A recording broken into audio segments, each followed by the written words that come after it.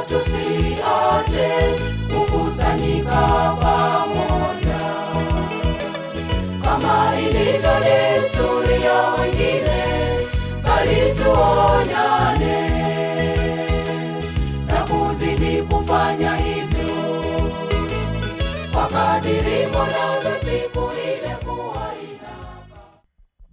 Amen. Ninawasalimu ndugu zangu katika jina la Bwana Yesu. Amen. Hii ni shukrani kubwa tena. This is very great gratitude again. Bwana Mungu wa mwanzilishi Because the God of the founder ametukusanya tena. has assembled us here Siku ya again. Jumatano On a Wednesday ni siku ya mafundisho. is a day for teachings. Siku muhimu sana. Very important day indeed. Mafundisho. Teachings. Mafundisho. Teachings. Haleluya. Hallelujah. Siku hii haiko kila mahali. It's not everywhere this day. Mtumishi wa Mungu, Servant of God, missionary mzee Elisha missionary Mzee Elisha ndiye alipewa kutunza hii siku, was given to take care of this day. kufundisha wahubiri. Teaching the preachers. Haleluya. Hallelujah. Kila siku hii ikifika, Whenever this day comes out, neno linaletwa, the word will be brought. alafu wahubiri And then the preachers wanachukua neno hilo hilo take that very same word. wanaenda nalo kule They wanakoenda. go with it wherever they go to. Bwana Yesu asifiwe sana. Amen. Ili lile lililofundishwa So hapa that whatever has been taught huko here, makanisani likafundishwa hilo hilo, it will be in the churches it will be taught the same word. kukamilisha neno, To fulfill this word, wote wawe na umoja. that all may be one. Bwana Yesu asifiwe sana. Amen. Sasa utaona So you'll find wale walioko huko nje, those who are outside, wale walioko hapa and ndani, those who are inside here, wote wanakuwa aina moja, they become the same. wanakula chakula kimoja, They eat the same food. wanapata furaha moja, They stay in the same wanapata joy. upendo mmoja. They stay in the same love. Bwana Yesu asifiwe sana. Amen. Kwa hivyo ni siku njema Therefore it's a good day ambayo Mungu ametuleta. which God has brought us Kuja into. kwetu hapa si kama kubahatisha. Our coming here is not guesswork. Tunakuja maana Mungu ndiye ametaka, We come because God has wanted it. maana ana neno Because He has a word ametuwekea which He has kept ready la kutufaa maishani to mwetu. benefit in our lives. Sisi letu What we need to do ni kusikiliza, is to listen. kusikiliza, To listen. kusikiliza Listening. yule mnenaji, The speaker. lile neno alilopewa Whatever word He was given, lililotiwa ndani ya it mtumishi was put wake, inside His servant. akalituma kwa mnenaji, Sent to the speaker. litatuokoa na roho zetu pia. It did save our souls as well. Kwa hivyo tulia Therefore just stay calm. mahali ulipo, Wherever you are. ukijua ya kwamba Knowing that umekuja mbele za Mungu come before God. na Mungu ama And mwanzilishi God of the founder mother ametayarisha has prepared neno ndani ya mtumishi the word wake, inside His servant amelituma ndani ya mnenaji. and sent it into the speaker. Leto ni kusikiza na What we kupokea need to do is to listen and receive neno hili this very same word. litaleta manufaa makubwa It maishani bring mwetu. great benefits in our lives. Kwa hivyo bila kumpotezea wakati Therefore, without mnenaji, wasting time of the speaker, naomba tuinamishe vichwa let's vyetu bow down our heads ili tuweze kumpa nafasi mapema so as to be able to give him the chance in good time aweze kunena na sisi. that He may speak to us. Baba, ninakushukuru Mwenyezi Muumba mbingu na nchi, Mungu wa mama mwanzilishi katika mtumishi wako Bwana. Ninakushukuru Mwokozi mwema kwa upendo wako mkuu, maana ni mapenzi yako Kristo Bwana ulituleta Bwana, na wengine bado wako njiani. Mungu wa mwanzilishi, kawatie nguvu, kawavivie Bwana, na kuondoa kila kikwazo au kizuizi cha kuja kwao, ili ukawalete pamoja Bwana, ili tuweze kusikiliza neno hilo pamoja. Baba, naifungua ibada hii mikononi mwako, nikiamini Mungu wa mwanzilishi uko pamoja nasi, ni katika jina la Yesu Kristo Mwokozi wetu. Amen. Amen. Asante Bwana Yesu. Thank you, Lord Jesus. Asante Bwana Yesu. Thank you, Lord Jesus. Karibu Pastor. Welcome, Pastor.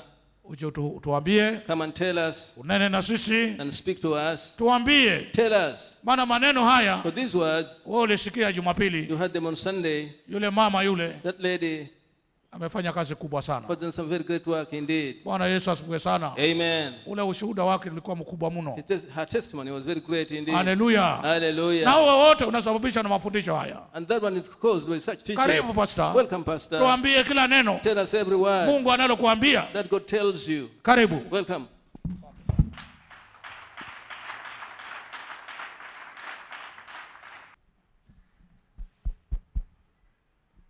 Bwana Yesu asifiwe sana.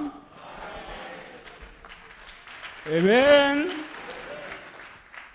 Jumatano njema. It is a good Wednesday. Mungu wa mama mwanzilishi ametupa. God of the founder mother has given us.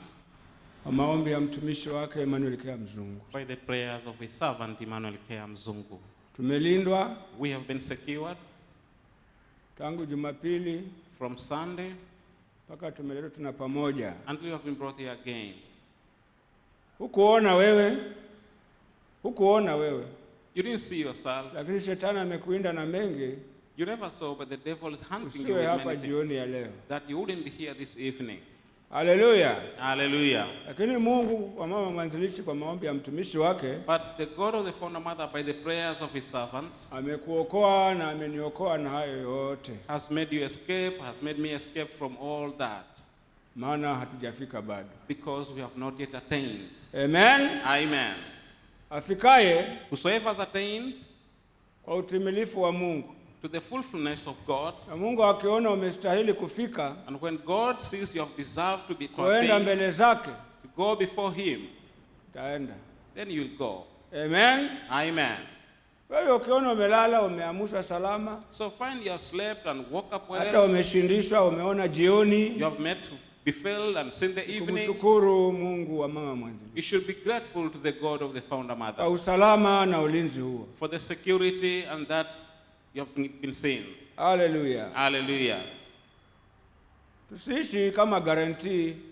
Living is not a guarantee. Ndio Paulo alisema kila That's why Paul said, yoyote muwazayo fanya, anything you think to do, semeni Bwana akipenda kesho you say, God willing, tomorrow, tuonane Mombasa. let us meet in Mombasa. Usiseme kesho tuonane Mombasa. Don't say tomorrow, let us meet in Mombasa. Saa 3 nitakuwa hapo kabisa. Exactly 9 o'clock I will be there. Wajueje? How do you know? Amen. Amen. Saa 3 kamili. 9 o'clock. Hata ukichelewa ni wewe. If you get late, maybe you, but not me. Mimi nitaamka saa 11. But I'll wake up at 5 o'clock. Aliyekwambia ni nani? Who told you that? Amen. Amen. Utaamka saa 11, aliyekwambia ni nani? You wake up at 5 o'clock. Who told you that? Hallelujah. Hallelujah. Sema Bwana akipenda. Say, God willing. Bwana akipenda. God willing. Nitaamka saa 11. Bwana akipenda. I will wake up at 5 o'clock. God willing. Bwana akipenda tuonane Mwembe Tayari. God willing, let us meet in Mwembe Tayari. Kesho saa 1. Tomorrow, 7 o'clock. Bwana akipenda. God willing. Hallelujah. Hallelujah. Basi. That's all. Maana mwanadamu unajua utokako uendako hujui. Because a human being knows where you come from, but don't know where you're going. Na ulipanga ni Bwana akipenda. Whatever you are planning is God's will. Na siku hizi And these days we are in, ni mtu ukae kana kwamba dakika ijayo utaitwa na Mungu. you must live like the next minute you'll be called by God. Sasa saa hii wafanya nini? So at this time, what are you doing? Ya kustahili uitwapo uingie mbele za Mungu. That makes you deserve whenever you are called, you Maana enter the ukiangalia kingdom. yaliyo duniani, yale yaliyo duniani. Because if you look what is in the world, Haya leo huko China, or today in China, mtu anatembea anguke mwenyewe gudu. somebody's walking and fall down. Hakuugua kwamba atafutiwe dawa. You never suffered or fell sick. Haya yote ni maneno ya kuyaombea. All these are things that we should pray for. Mungu aokoe ulimwengu na hayo yote. That God should save the world from all that. Tunayasikia huko. We are hearing them from there. Lakini ni kuonyesha yako njiani, yako katika ulimwengu. But that shows they are on the way because they are in the world. Sisi tumefichwa na damu ya Yesu. We are here hidden by the blood of Jesus. Lakini ukiyasikia huko ni upepo huko yako humu kwa anga humu. But to hear them outside there, that is the wind, they are in this world. Sasa unapoishi, So when you are ishi living, kana kwamba, live like, na neno hili lilikuwa likinena na mtumishi wa Mungu mjumbe. and this word was always being spoken to the Mwanadamu servant of usiishi God. kana kwamba kesho ni yako. Do not live like tomorrow Ishi belongs to kana you. kwamba dakika ijayo au nukuta ijayo utakata roho. Saa Live hii like unafanya the next nini? minute or the next second you are going to depart. Saa hii unafanya nini? At this time, what are you doing? Mwingine akiogelea kwa kusengenya atasengenya. One swimming in backbiting, you Paka akilala, backbite until when you sleep, anaota anasengenya watu. you are dreaming that you are backbiting people. Amen. Amen. Mwingine akijaa kuchukia anachukia. One is filled with hatred. You Hata have so akiona much huyo jirani hatred. hasikii kumsalimia. If you see a neighbor, you don't feel like greeting him. Je, wajua hiyo kesho itafika utubu? Okay, do you know that you'll have a tomorrow for you to repent? Na kesho si yako. And tomorrow is not yours. Kesho ni ya Bwana Mungu. Tomorrow belongs to God Na mwanawe Yesu and Kristo. his son Jesus Christ. Hallelujah. Hallelujah. Jana tulikuwa tuenda Mombasa. Yesterday I was going to Mombasa. Foleni hapo Kibarani hapo kuanzia raundi. There was a traffic jam in Kibarani there. Sali moja tuko hapo For malori about huku. 1 hour we were there stuck. Lori moja tuko jirani tu hivi na yetu ndio hii na lori nyingine ndio hivi. There was a truck that was neighboring our Lapiga kibuyo, vehicle. lapiga mareso. It was racing there Kumbe breki hazishiki vizuri. and the brakes were not Haya, good. twaenda hivi tutateremka Kibarani. So we were going down at Kibarani. Yeye akatupita. Then he passed us Sisi line yetu ikawa nyuma kidogo. Kufika hapo and we mbele. were behind him. Hiyo lori hiyo. The same lorry.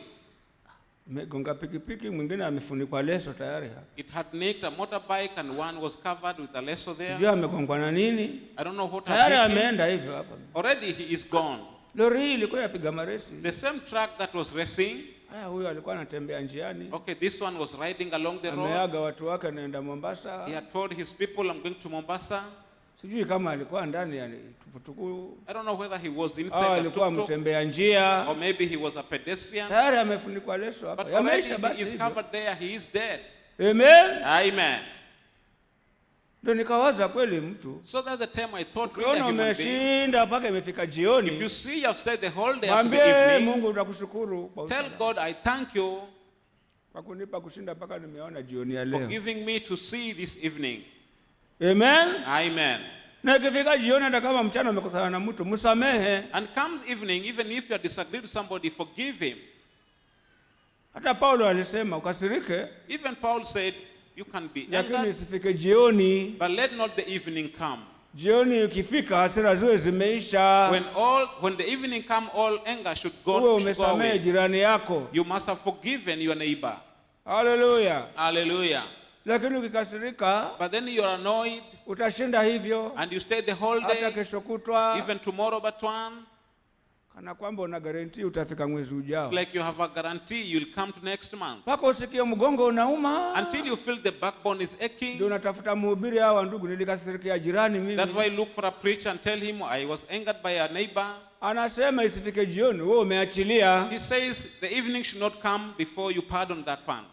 Hallelujah. Hallelujah. Samehe. You forgive. Achilia. You pardon. Usihukumu usije ukahukumiwa. Do not judge or lest you are judged. Usilaumu usije ukalaumiwa. Do not blame or lest you are blamed. Hayo ndio maisha ya kujihadhari mtu wa Mungu na That is the life as a man of God you should live.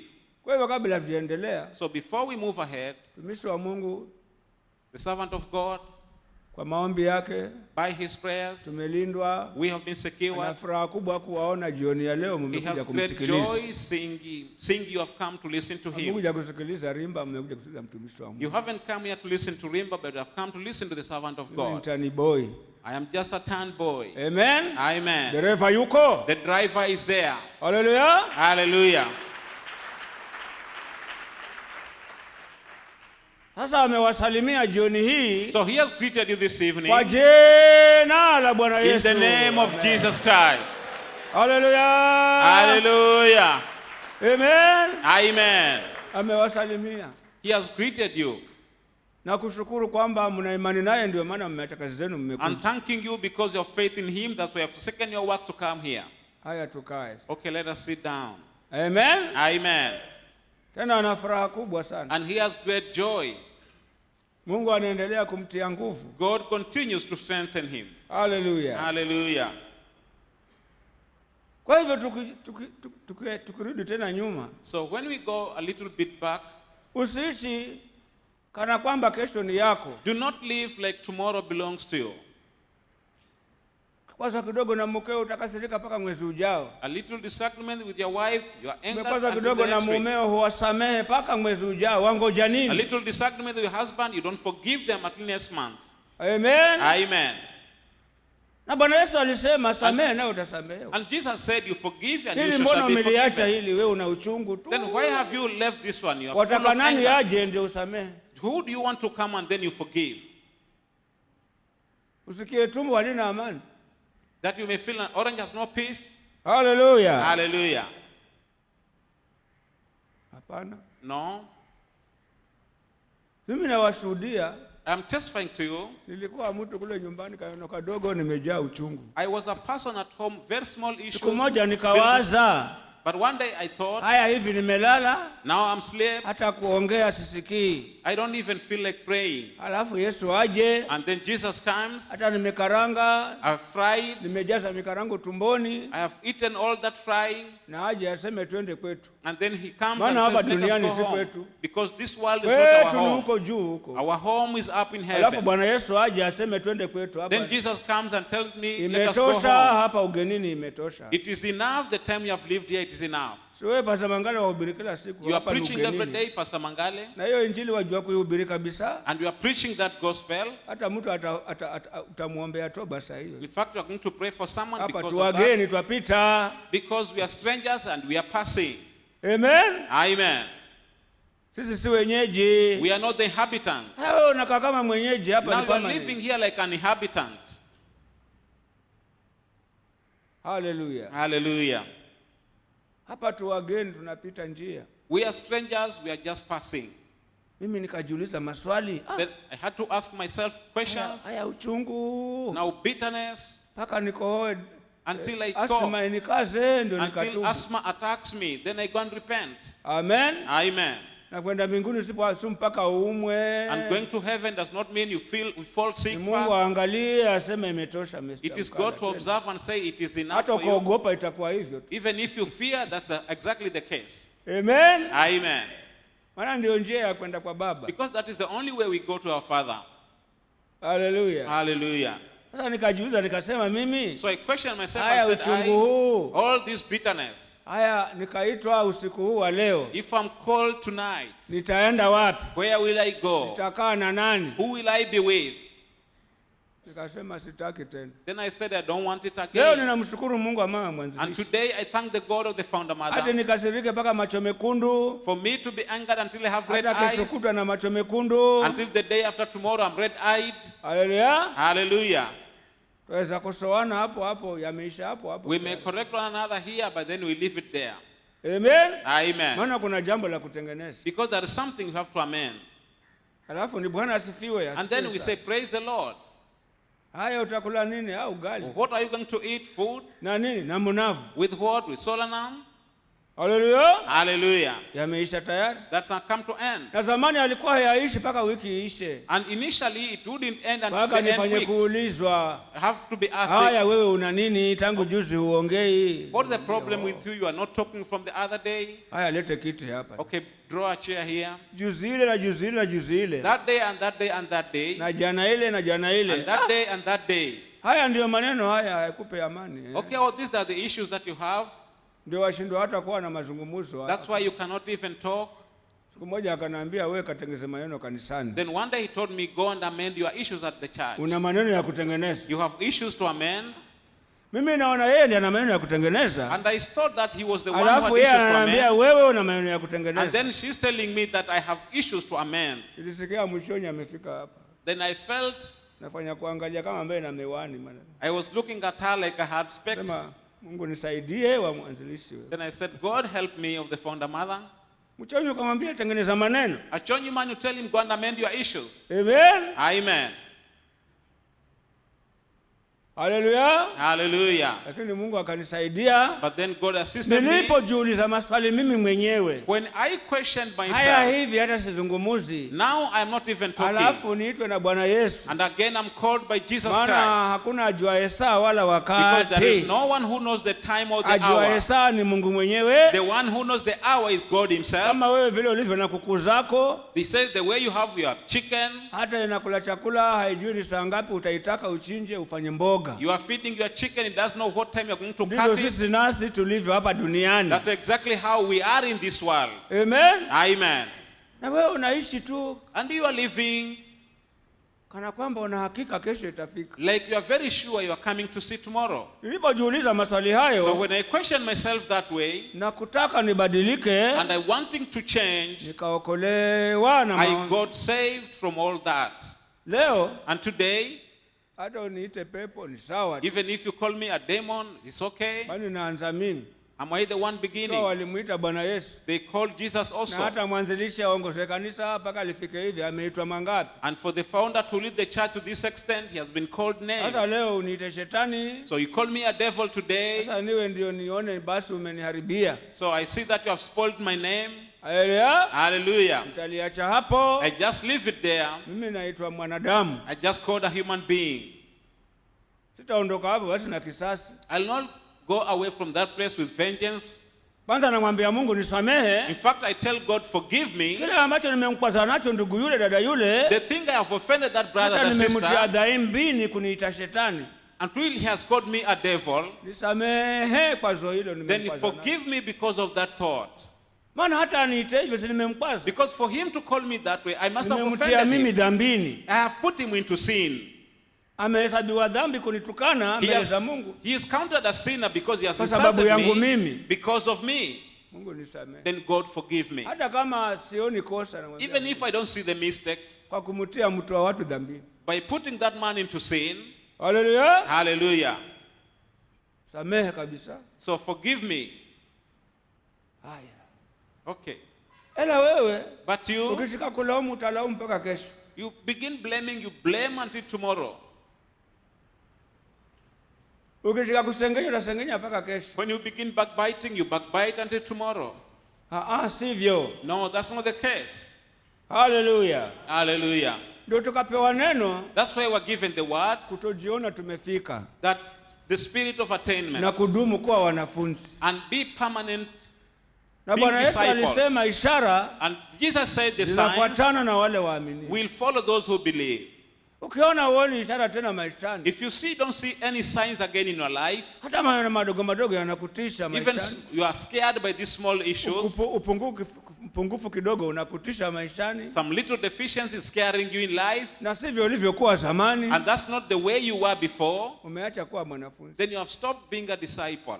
Amen. Amen. Huamini tena ya Bwana Yesu. You no longer believe in the Lord Jesus Christ. Upokee tena ya wandugu. You are not receiving as a brother.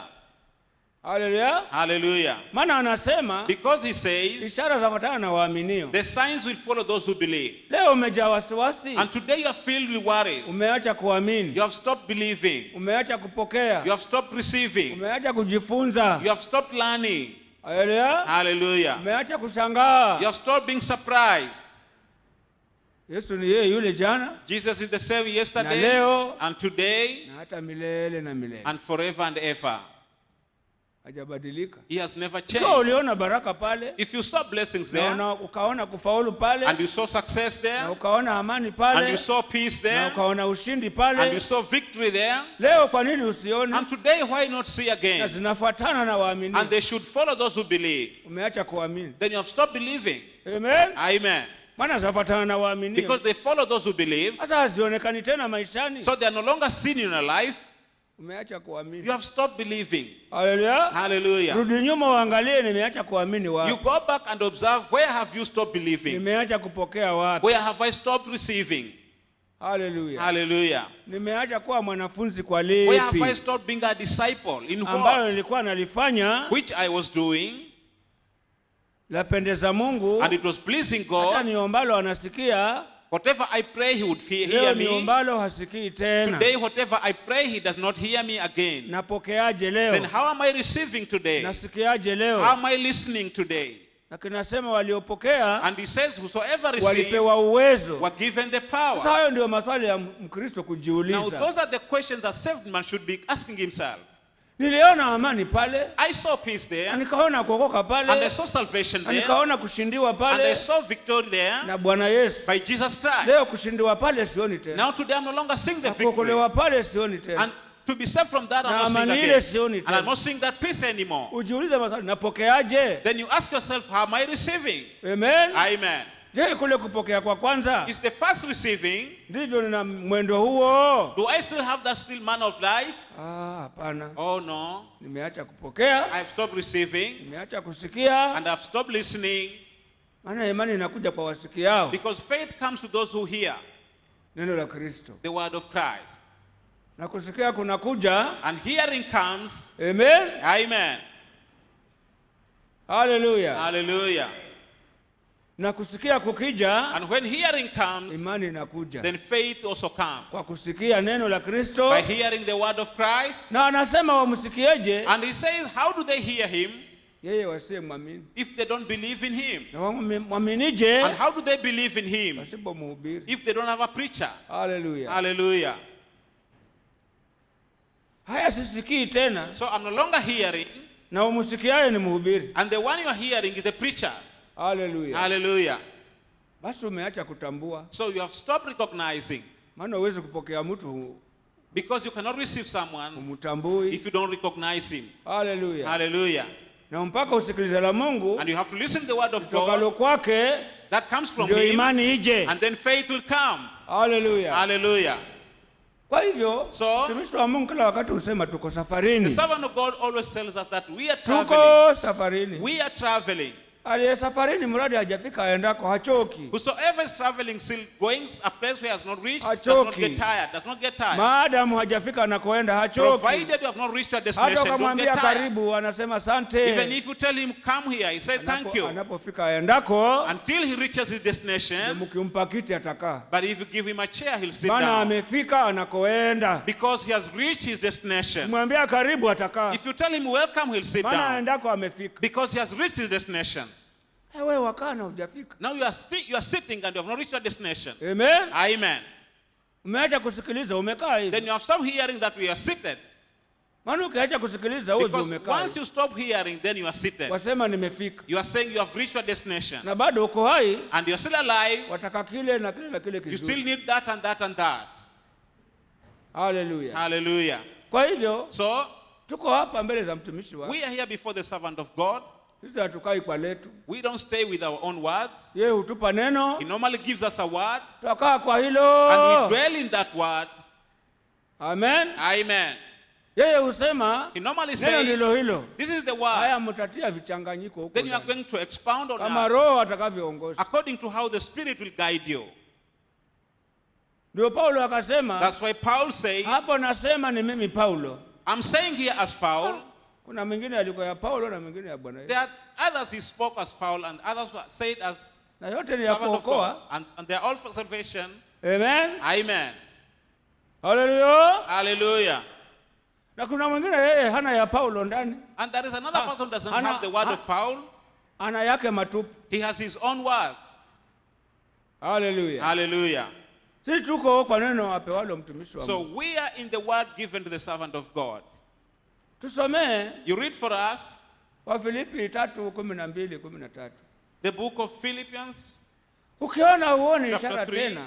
If you find that Uone ishara tena. you are no longer seeing the sign, Jiangalie, then you observe uliona yourself. mema, I saw the good ukaona thing, ishara ile, and I saw that sign, ukaona baraka and I zile, saw those blessings. ulikuwa unapokeaje? Then how were you receiving? Ulikuwa unaaminije? How were you believing? Ulikuwa wasikiaje? How were you hearing? Imani huja kwa kusikia. Because faith comes by hearing. Amen. Amen. Na ishara zinakuja And signs will kwa come wale to waaminio. those who believe. Hata uoni tena, So you're no longer seeing again umeacha kupokea, because you have stopped receiving.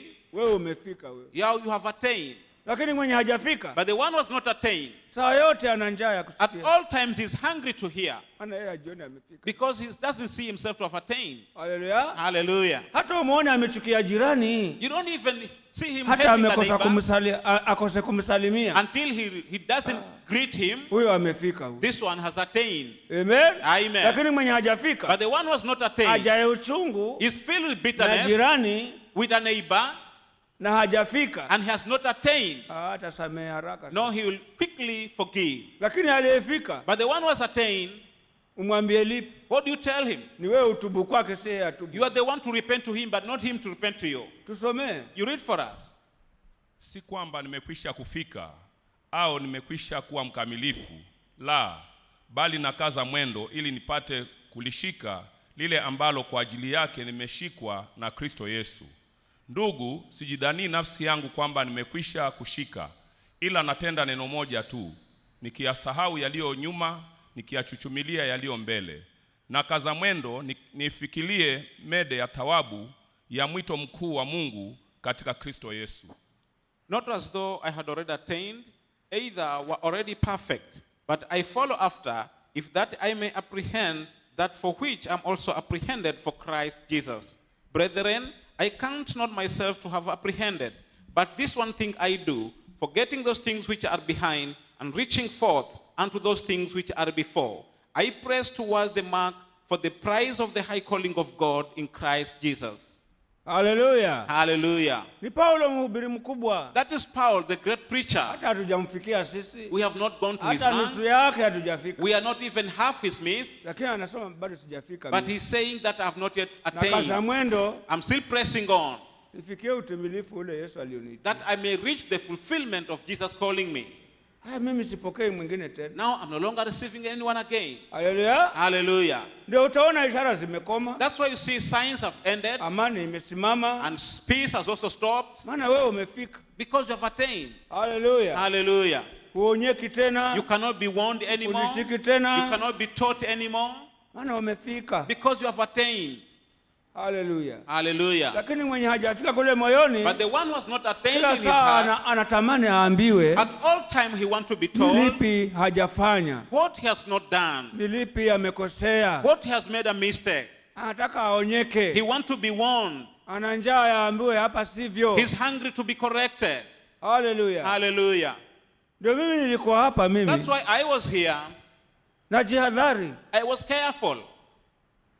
Mtu wa Mungu aje hapa. Man of God comes here. Ajihadhari. Then I'm very careful. Maana kule ndani nimefika. Because in my heart I had Ataingia attained. hapa na sukuta hapa. He'll come here with a scooter. Wandugu wanatamani hata waambiwe. Brothers are coveting to be Wewe told. ndugu Kamau Oh, Brother au Kamau. ndugu Johana. Oh, Brother John. Maana wanasimama mbele zake. Because they stand before him Waambiwa ngao manyonge yao. to be told at least their Maana weaknesses. wanajiona hawajafika kule moyoni. Because they see themselves not have attained. Wanasema Bwana asifiwe They mzee. are saying, praise the Lord, elder. Wanaenda mbele zake. They go before him. Haleluya. Hallelujah. Wanatamani waambiwe makosa yao. They want to be told their mistakes. Mimi nasalimia nimejificha. But then I greet him and run away. Nasema bwana.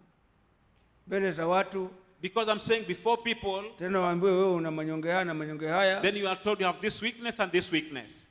Na mtumishi wa Mungu alikuwa And the servant of God, mwanzilishi wa kanisa hili, the founder of this church, alikuwa yeye Roho akimuongoza when the Spirit of God guides aonye him ndugu. to warn a brother, Haijalishi kuna watu wengi it doesn't matter there are people, wametokezea hapa, wamemzingira. they have come here surrounding him.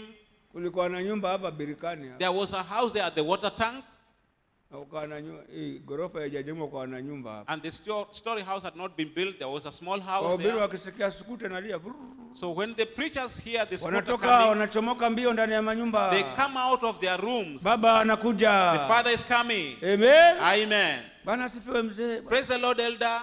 Wanamsikiliza. They listen to him. Atasemaje leo? What he'll say. Sema wewe Then he Kahindi, says, you Kahindi, una amani nyumbani mwako you have no peace in your house kwa sababu wewe because you una kuachilia, cannot pardon. waishi na mke kama mtu mwenye nguvu, You are living with a wife like na a wewe very strong mwanaume ndio vessel. uliumbwa mtu wa nguvu, And you as a man was created to wa be very kubeba manyonge strong, yote, to carry all the weaknesses. lakini wewe ndio una nguvu. But then you are the one who has no strength. Maneno madogo madogo Very small umekasirika. issues, you are already angered. Basi wewe ungefanya marinda wewe. Then you wear dresses. Na anasema And he's talking, ulipewa suruale, you were given a lakini trouser, suruale haikufai. but then this trouser is not good for Bwana you. yale anakufanya una amani nyumbani mwako ni maneno madogo Because madogo those things which are making you lack peace in your ambayo house mtu are very mume small issues, unafaa uyavumilie. which as a man you are supposed to persevere them. Mke anaitwa mnyonge. The wife is called a weak Haya, wewe vessel. ndiwe mnyonge. Now you are the one Na who is wandugu weak, wanasikiliza hapo. and brothers are there listening. Mimi nikae hapo. I to stay there. Pengine akitoka kwa huyu atakuja kwa maana wewe Maybe from him will come to me. tutakuombea huponi maana wewe una We are uchungu. praying for you. We are not getting healed. Sikae hapo. Then I'll not stay there. Nikisema Bwana asifiwe, When I say praise the Lord, nimeingia tayari workshop pale. I have gone to the workshop there, Najifanya na kazi nyingi. pretending to be very busy Nikiwa chini ya wazee, mzee Charles, under these elders, Elder Charles. mzee keti tu. Sit down. Amen. Amen. Nikisimamiwa na wazee hawa. They were supervising me. Na wandugu wana njaa ngaa, And brothers are very hungry at least. wanatamani waambiwe. They want to be told. Wewe huoni mema kwa sababu ya hili, angaa katubu. We are not seeing the good things because of this. At least they go and repent. Mchonyi wa nani? But this Chonyi man, Amen. amen. nitakaa huko ndani huko mpaka aingie ofisini. I will be in the workshop there until he goes into the Ndio mimi office. na mashaka mengi. That's why I had a lot of problems. Kifua siwezi. The chest, I was Mara unable. nimepona, mara kimerudi. One time I'm healed, another time it has come back. Maana hii ni roho ya chuki. Because this is the spirit of anger. Na Bwana Yesu alisema, And Jesus said, endeni mkamwambie Yohana, go and tell John, vipofu wanaona, the blind are seeing, viwete wanatembea, the lame are walking, masikini wanahubiriwa habari and njema, the poor are the good news lakini preach the heri poor. yeye asiyechukizwa na. But blessed is that one who is not offended Sasa of mimi me. nikawa nachukizwa na neno maonyo So I mafundisho. was being offended of this word warning. Nikawa hapa uzima kamili sina. When I'm here, I don't have complete life. Amen. Amen. Lakini siku moja nikakaa nikasema, But then one mimi day I sat down and said, roho hii this spirit, sitaki. I do not want it anymore. Unajua kuokoka I know salvation. mpaka useme mwenyewe sitaki. You must say, you personally, I don't want this. Ukae chini wewe You mwenyewe, sit down personally upige mahesabu. and you calculate. Upige mwenyewe mahesabu. You calculate. Amen. Amen. Upige mwenyewe mahesabu You do useme your mimi calculations personally and na hali say, yangu hii and all this ya righteousness uchungu with hatred every time. mpaka lini? Until when? Pepo umeshindwa kwa Oh, jina la devil, you are defeated in the name of Jesus. Yesu. Toka ndani yangu kwa Go jina la out Yesu. of me. Anaenda. Then he goes away. Maana umemkataa. Because you have rejected him. Haleluya. Hallelujah. Haleluya. Hallelujah. Anatoka Then he'll go away. akai pale maana umemkataa. He doesn't stay there because you have refused him. Haya nikasema, Then I say, hawa ndugu wanaokaa these brothers who are staying mbele za there missionary nimewazidi na nini? before the missionary, am I more better than them? Mara hawa wanapiga makofi hapa Because they are clapping here at one time. wamebarikiana mihogo, mimi hata sioni ndugu hata ananiletea hata kipande They cha are muhogo. blessed each other with cassava tubes and I'm Maana asking the sina brother to upendo wa bless me ndugu. because they do not have the brotherly love. Amen. Amen. Naona wandugu hawanipendi, I'm seeing brothers are not kumbe loving mimi me. ndimi sina upendo. And I'm the one who does not have the Wajua love. kama wewe una upendo utaona watu hawakupendi. You see, when you don't have the love, you'll see people are not loving you. Amen. Amen. Kama wewe una amani na watu, If you have no peace with people, utaona wewe watu ndio hawana amani na wewe. then you see that people have no Na peace kumbe with ni you. wewe ndio huna amani na And watu. it is you who have no peace with people. Na ndivyo nilivyokuwa mimi. And that's exactly how I was. Siku moja nikasema, So one day I hii say, pepo sitaki I ndani don't want yangu. these demons again. Nataka niwe wa I kufundishika. want to be teachable. Sasa nitamwendea mwenyewe No, nimwambie wewe. I'll go to him personally and tell him, Amen. Amen. Sasa naja kuwa mwanafunzi sasa. Now I'm coming to be a disciple now. Nimwambie wewe mimi nakupinga. Then I tell him, I am opposing Vile you. unavyofundisha watu vile, What you are teaching people, mimi naona unawaibisha. I'm seeing that you are shaming them. Ungewavuta kando, You will draw ukawaonya them kando. aside. Lakini mbele za wawili watatu But wanne, before 2, 3 people, basi mimi siwezi kukaa mahali kama hapo. then I cannot stay at such a place. Nikamwotea anapanda gorofa, ilikuwa I waited imejengwa. for him when he was going up the story house. Anapanda ile gorofa. He was going up the story house. Amen. Amen. Nikajifungia pale kwa ofisi ile ya wazee ya And mzee I was Maingi. in the office of the elders there. Ilikuwa ndio ofisi ya ujenzi. That was the construction office. Amen. Amen. Nimekataa shetani, simutaki I tena. had now refused the devil. I don't want him anymore. Nikajua akianza kupanda step ya kwanza nitamsikia tu. Then I knew that when he begins climbing the Maana stairs, alikuwa I'll hear akipanda him. step ya kwanza yeye ana wimbo wake Because whenever he was climbing the stairs, he had a song. damu ya Blood Yesu, of Jesus Christ. damu Blood ya Yesu. of Jesus Na Christ. anapanda hivyo damu. And he was climbing the stairs very slowly. Anapanda zile step He was anaenda. climbing the stairs, going to the Ya office. Yesu, ndiye huyo anakuja. Then I know he's the one coming. Sasa nikamwotea paka anasikia ndio amelandi pale kwa. So I waited until he had landed at the Nikafungua first floor. mlango. I opened the Bwana office. asifiwe mzee. Praise the Lord, elder. Akasema asifiwe sana ndugu He Rimba. said, praise the Lord very much, brother Rimba. Unasemaje? Okay, what are you saying? Namwambia ilikuwa naomba kukuona kidogo. Then I said I was requesting to see you. Haya, wacha niende ofisini. Okay, let me go to the office Haya, alafu and nitakuita. then I will call you. Roho inadunda di. Now my heart was pumping. Idunde, inyamaze, leo ni Let leo, it pepe pump. leo ni leo. Keep quiet, but today is today. Dunda mpaka udunde kabisa, You leo ni pump leo and mpaka continue utoke. pumping. Nitakusema kweli. I'm going to report you. Amen. Amen. Haleluya. Hallelujah. Haya. Okay. Nikasikia haya unaitwa. Then I heard that you are being called. Inadunda zaidi tu. Now it began pumping Naambia, more. dunda mpaka udunde, mimi naenda. Then I said, you continue pumping, but I'm going. Amen. Amen. Nikaingia huko kwa ofisi. So I went into his office, Kaona mzee Sami ameketi hapo. and Pastor Sammy was there seated. Kumbe hivyo naokoka hivyo mzee. So that way I was getting my salvation. Aya, mzee Sami yuko hapa Okay, naye. Pastor Hayo yangu Sam is hayajue here. pia. He's there to know Yaani also roho my anataka prayer. niokoke, maana Now the Spirit wants me to be amejua saved huyu hataki wawili watatu. because he has known that this person Na does mimi not want tayari 3 people. amejulishwa kitambo na roho wa Mungu. But already he has been taught by the Spirit of God. Amen. Amen. Haya, keti hapa ndugu. Okay, sit down here, brother. Ulikuwa wasemaje? Okay, what were you saying? Pepo akanambia sasa huyu anafanya nini Now hapa? the devil told me, no, what is he doing here? Nikiangalia kumbe ameambiwa azungumze Kigiriama. Now he had been taught to translate Kigiriama. Haya ndugu, wasemaje? Okay, brother, what are you Haya, saying? huyu anasema haya ndugu, unambaje? And then he says, what? Mimi sijui So Kiswahili. I don't know, I don't understand Kiswahili. Shetani akaja tayari, yule mjuaji The yule. devil came to me, Yule wa kufika. the devil of attainment. Mtafasiri ameitwa, yani mimi nilizaliwa hapa I was Mombasa. born here in Mombasa, Tena niitwe msafasiri wa Kiswahili. and then somebody to come and translate for Na me hata hicho Swahili. Kiswahili nilisoma nikapata 1 kwa Kiswahili huko. And I read in Swahili and I got 1. Nilikuletea ile certificate yangu nilipata 1 kwa Kiswahili. If I show you my certificate, I got 1 in Swahili. Leo naitiwa mtafasiri. Then somebody is there to translate for me Kiswahili. Nikajua tayari ibilisi ndiye huyo Then asiyetaka I mimi knew nifundishe. that is the devil who does not want me Nikamwambia to be pepo taught. muongo kule moyoni. Then in my heart I told Shetani him, you are a liar. muongo. You are a liar, the Missionary devil. ameita mtafasiri. The missionary has got a Ili nielewe translator vizuri niokoke. so Toka that I may kwa jina understand la very Yesu. well and get salvation. Get out of me.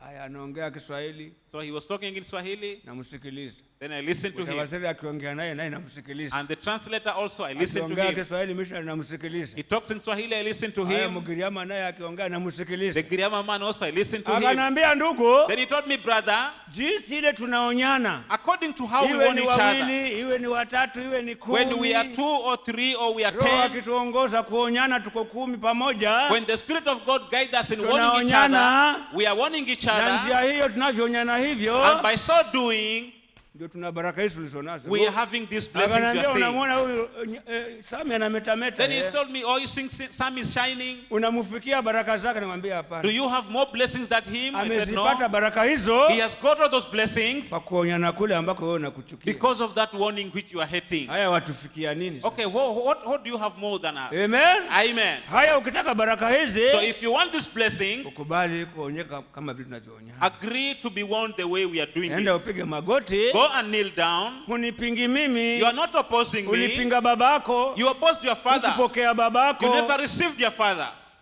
Nasema ni kweli. Yes, I said that Haya, is mwambie true. Mungu nisamehe. Then go and tell God, forgive me. Amen. Amen. Unijalie kupokea Enable me to receive, ambako sikuwa nako tangu kwa baba na mama. which I never had from my father and mother. Na ni kweli kabisa. And that is very true. Hakuniombea. He never prayed Haya, for enda me. ukaombe ndugu. He told me, okay, brother, go and pray. Na utakuwa na baraka kama sisi. And you'll have blessings like we have. Amen. Amen. Hallelujah. Hallelujah. Ile roho ya kufika ikaondoka. Then the spirit of attainment went away from me. Hallelujah. Hallelujah. Kakubali kuwa mwanafunzi. I agreed to be a disciple. Leo naweza sikiliza. And today I can listen. Amen. Amen. Uniambie hii sivyo, You nimekusikiza. tell me this is not correct. Hallelujah. Hallelujah. Alafu And again, gruneti ile ya mwisho ya kunitakasa kabisa the last grenade, the ikaja grenade that ikatupwa hapa na cleansed me, mtumishi wa Mungu mchungaji. it was thrown here by the servant of God, Maana the pastor nilipona of the kweli Lord. siku hiyo, Because truly I was healed that lakini day, ukawa na makombo humo but then ndani. there was some remnant remaining. Ikaja hapa mbele za watu wote Jumatano kama leo. Then it came here on a Hata Wednesday hivi like mmekuja here. wachache, wengine wako huko We were manyumbani. very few here today Maana hao wameshaokoka. because they're already saved. Maana Mariaka hii na waongofu wengi Because in wanajaza Mariakani you huko. have so many saved people, Wengine wamechelewa mashambani. but maybe they are late in their fields. Amen. Amen. Hii Mariaka hii In Mariakani, waseme wanakuja Jumatano. then they say we are coming on Wednesday. Hallelujah. Hallelujah. Ikaja ikatupwa hapa bomu moja. Then the bomb was thrown when I was Hiyo here. ndio ilikuwa ya mwisho That was the ya last kusafisha. bomb. That was to cleanse me. Huyo Rimba amekuwa shetani. Rimba has become a devil. Na naangalia hivi. And I was looking. Tena yuko hapa. Si ndiye huyu mwamona? And he's here. You see him. kazi haziendi ndio huyu. The work is not in progress because of him. Sasa So aende zake. let him go away. Na amemini business. And he meant business. Aende zake, Let him go away akafanya kazi zake huko. so that he may do his works there. Tukae na shetani mpaka saa ngapi? Then we dwell with the devil here until when? Wewe uliitwa shetani siku moja. You were called a devil one day. Amen. Amen. Sasa yale makombo yote yakatoka siku. So all the remnants went away that day. Maana sufuria ilikuwa limesafishwa lakini bado kuna makoko. Because I had been cleaned, but then there was some few remnants. Ikafagiliwa. It was cleaned, everything. Kutoka siku hiyo nikawa ndugu mpaka So kesho. from there I became a brother until tomorrow. Hallelujah. Hallelujah. Amen. Amen. Nikawaza sasa niende wapi? Then I thought, where should I go? Huko nyuma niende wapi? Going back where? Hallelujah. Hallelujah. Sijui chochote. I don't know anything. Haya nitaenda karibishwa na nani? Then Mtu who will asijua kitu. welcome me or invite me? Hallelujah. Hallelujah. Nikasema Alhamisi nitaenda pale Then I kesho. said, on Thursday I will go Ofisini there, pale into the kwake. office there, Nikatie tiki kweli ameamua kweli niende. to confirm that he has really meant that I should go. Kumbe hivyo ndio naokoka So hivyo. that way I was getting salvation. Kukubali kuwa mwanafunzi. Agreeing to be a disciple. Kutojiona nimefika. Not seeing Maana myself to have ukiona attained. unafundishwa alafu nakasirika. Because when you see you are Kuwa taught and you are wewe getting umefika. angered, that way you have attained. Aliyefika haonyeki tena. The one who has attained is never Hafundishiki born. tena. Cannot be taught anymore. Amen. Amen. Nikaenda pale asubuhi. So I went there in the morning. Saa 3 ameingia. At 9 o'clock he had entered Nikagonga the office. mlango. I knocked the door. Kasema karibu ndugu. Then he said, welcome brother. Nilipofungua, When I opened, nikiangalia yale macho, when I karibu looked ndugu. at his eyes, Si yale ya jana, yana upendo mwingi. they are not the eyes of yesterday. They have a lot Wajua of mtu wa love. rohoni, So ni in haraka my heart- ukazania hakupendi. I was expecting that he doesn't Maana love akiwa you. hapa si yeye. Because when he is here, he's not Ana the one. upanga. He has the sword, Wakata huko na huko. which cuts on both sides. Hallelujah. Hallelujah. Nikiangalia, So when I looked, anasema karibu ndugu, he karibu. said, karibu. welcome brother, welcome. Wasemaje kati hapo? Okay, what are you saying? Sit down there. Bari ya tangu jana. How are you from Yeye yesterday? ameyasahau tayari yale ya He has jana. already forgotten what he said Namwambia yesterday. nimekuja. Then I told him I've come. Mimi kweli nimekuwa shetani. Na ni shetani kweli. Truly basi. I've become a Na devil. kule ndani nimekubali kweli nimekuwa And in shetani. my heart I had agreed that I was a Hata si devil. kwamba ati nimekubali kabisa nimekuwa shetani. I have agreed to be a devil. Amen. Amen. Maana hasiendi kweli. Because the work is not in progress. Sisemi ni sababu ya yule, sababu ya yule. I'm not sababu saying ya yule. because of that one and because of that one. Amen. Amen. Namwambia mimi nimekuja mimi. So I told him I have come. Kweli nimekuwa shetani. Truly I have become a devil. Na sitaki niwe kikwazo. And I don't want to be an offense. Nitaombewa na nani? Who will pray for me? Na muombaji ni wewe. And you are the one to pray for me. Uridhike na kazi, That you are contented with upige the work. magoti, And then you kneel useme down. Mungu amwanzilishi bariki wa ndugu Then hao. you say, God of the founder, mother, Haya bless leo this kama roho brother. yako hairidhiki Now, tutabarikiwa if na nani? today your heart is not contented, Sinafanya kazi ya then hasara. the work I'm doing is of no Sasa wewe sense. chagua wa kiongozi So choose another leader ambaye atafurahisha roho who yako. will please your heart. Mimi nitakuwa nyuma yake. Then I will walk behind him. Amen. Amen. Niwe ndugu. I be a Na brother. naongea kutoka ndani ya And I roho. was talking from my heart. Hallelujah. Hallelujah. Akasema hakuna hiyo ndugu. Then he said, there's Aye. nothing like that, brother. Ni ipi iko? Kule moyo nasema hakuna hiyo. Then I said, there's nothing like that. Anasema mimi nataka mchonyi aokoke hapa. Then he said, I want the children Yule to be saved alumenififi here. wanaume ni sisi yule. That we are the man, we are the Huo men. mlima huo That utoke hapa mountain ndani. should come out of your heart. Nasikia ndugu? Are Namwambia. you hearing that, brother? I said, yes. Hallelujah. Hallelujah. Hivyo naokoka hivyo. So that way I was being saved. Hivyo naokoka That way hivyo. I was getting salvation. Hallelujah. Hallelujah. Ilikuwa tuna watu wanahepa hapa. There were people who are running away here Maana ile mikwaju hawataki. because they don't want those strokes. Mimi nikajipeleka ndio zidi kugongwa But then zaidi. I took myself there to be hit more. Amen. Amen. Na mikwaju aliyekubali aliokoka siku hiyo. And whosoever agrees to those strokes will be saved even today. Hallelujah. Hallelujah. Haya.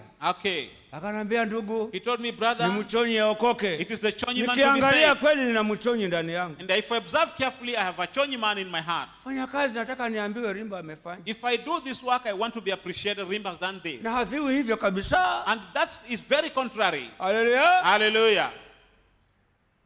Roho akawa kabisa haji pale napotaka So mimi. the spirit was not coming where I was.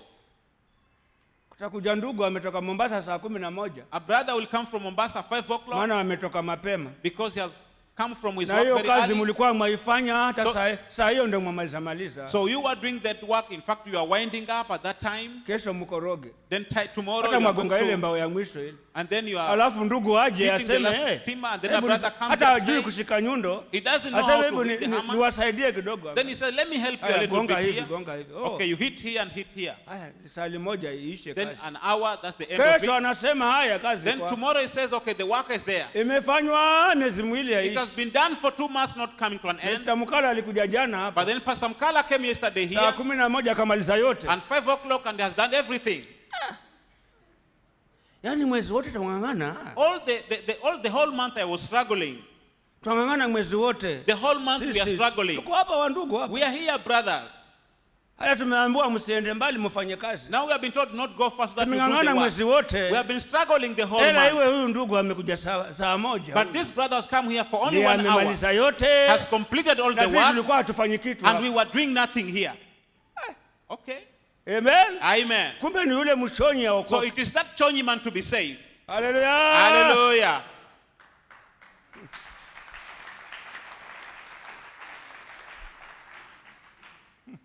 Basi mwenye hakuelewa So anybody who did not understand, hata sasa alisukuma kazi kitambo. maybe he pushed away that work. Kumbe ilikuwa ni mchonyi aokoke, And it was the chonyi man to be saved in me. na kama ni mlimbito aokoke. Maana kuna majina ya humu. Because there are so many Mwingine other names here. anajiita Mwangata, Or sijui Mangata, mlimbito. or Sisi Mbilimbito. hatuchezewi. A pastor don't play with me. Amen. Amen. Siku hiyo akatoka mchonyi. So that day the chonyi man went away. Hata sasa hii bado anaenda. And even at this time he still goes away. Makofi kwa Mungu wetu. We clap for Jesus Christ. Haya, wewe tangu lako ni lako. So you stand Mambo to your own yanaharibika things. nyumbani mwako kwa watoto wako. Things are going astray in your house with Wewe your lako ni children. lako. But Lako you ni stand your own lako. ground. Usikilize maoni ya wandugu. You don't ask for opinions from Kuna other wazee brothers. hapa walelea kitambo watoto wao. We have elders here who brought Angao up children long wasikilize huyu time. wangu amenishinda. You come and tell them that my child is overcome me. Amen. Amen. Sema mwanaume haulizi But then wanaume. I'm saying a man does not go for counsel every Wewe ni time. mwanaume. You are a man. Hallelujah. Hallelujah. Haya. Okay. Ishara zitakoma The signs will come to an end maana umeacha kuwa mwanafunzi. because you have stopped being a disciple. Maana wanafunzi Because ndio disciples walipewa uwezo were the ones who were given the wa power kutoa pepo of casting out the na devil kuponya and magonjwa. healing the sick. Uwezo huo hutaupata. That power will never come to you. Haleluya. Hallelujah. Uliona baraka, You saw the blessings ukaona kushinda dhambi and ile, you saw you are overcoming that sin maana ulikuwa mwanafunzi wa because kupinga you were dhambi. a disciple. Penye mizaha unajihadhari, Where there are jokes, you are careful. maana mwanafunzi hujihadhari. Because a disciple, you will always be careful. Leo penye mizaha ndio kitu wakisongeza kabisa. But today, where there are jokes, you are drawing your chair there.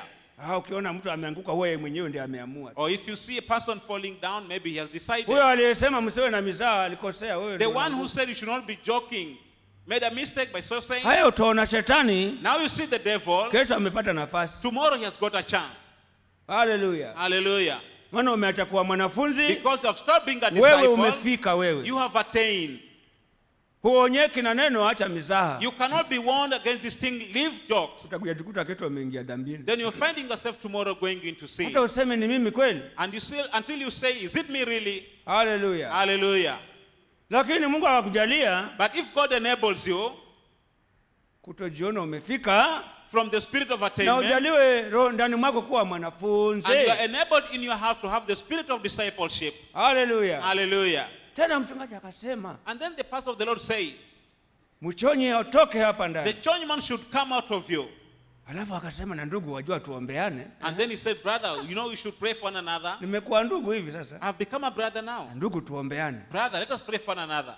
Wajua kuongoza watu East Africa ni You kazi know, kubwa. leading people in the whole Kila of East swali Africa is lije a very kwako difficult ulijibu. thing. Every question Huyu coming to you, you amepiga have to simu answer it. ujibu. This one has made a call, Yako you have to kombo answer it. kombo kombo kule ujibu. Things have gone astray there, you have to answer them.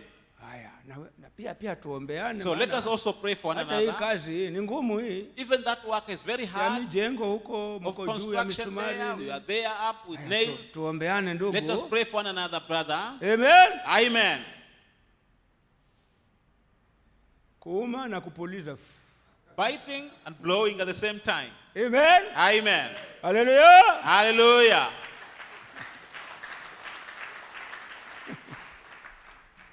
Amen. Amen. Wewe hutaki kuumwa. You don't want to be beaten. Naumwa alafu We bite you and then we blow you.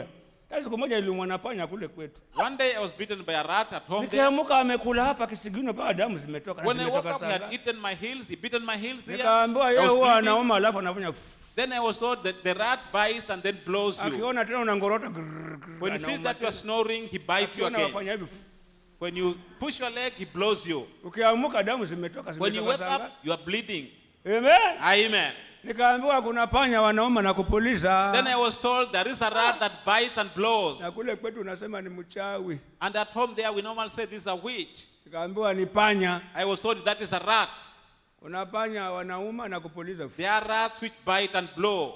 Lakini maonyo ya Mungu But then the vision of ni God ya kuokoa. as for salvation. Maana kinasema chuo Because the Bible says alituma wengine mitume some were sent as na apostles, wainjilisti and some were na evangelists, walimu and some were na teachers, maonyo, and warnings. na mtu wa Mungu amepewa karama hizo zote. And the servant of God is given all those gifts. Ndizo ziko ndani ya mtumishi They wa. are inside the servant of God. Amen. Amen. Kutoka siku hiyo nikaokoka From that day I got mpaka saved, leo bado naokoka. and even today I'm still getting saved. Mchonyi alienda The Chonyi man went away, tena, bado namwambia usisimame, and I'm enda. still telling him not stop, go away. Umefika Mareni, You have come unaangalia to nyuma kwa Mareni, nini continue Mchonyi? going. Haleluya. Hallelujah. Maana yeye huenda alafu akaangalia nyuma. Because he normally goes and then looks behind. Siangalie nyuma. Not look behind, continue going. Yeye huenda alafu akaangalia nyuma. He normally goes Hata and then ndani ya faces wengine behind. ameangalia nyuma na akamwambia rudi. So if he looks behind and tell him come back, come back. Amen. Amen. Umerudi Mchonyi mwenyewe. You have come back to be a Chonyi man. Amen. Amen.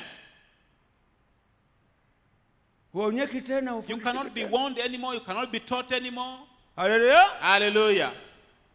Ndio kuokoka lazima wewe mwenyewe ujipime. That's why in salvation you must Je, weigh naenda yourself. mbele au narudi nyuma? Am I moving forward or moving Mbona ule backward? uchungu wa kwanza umerudi? Why is it that the first bitterness have come back to Mbona me? kule kuonyeka kwa kwanza Why kumerudi? is that I could not be warned before and I'm not warned again this time?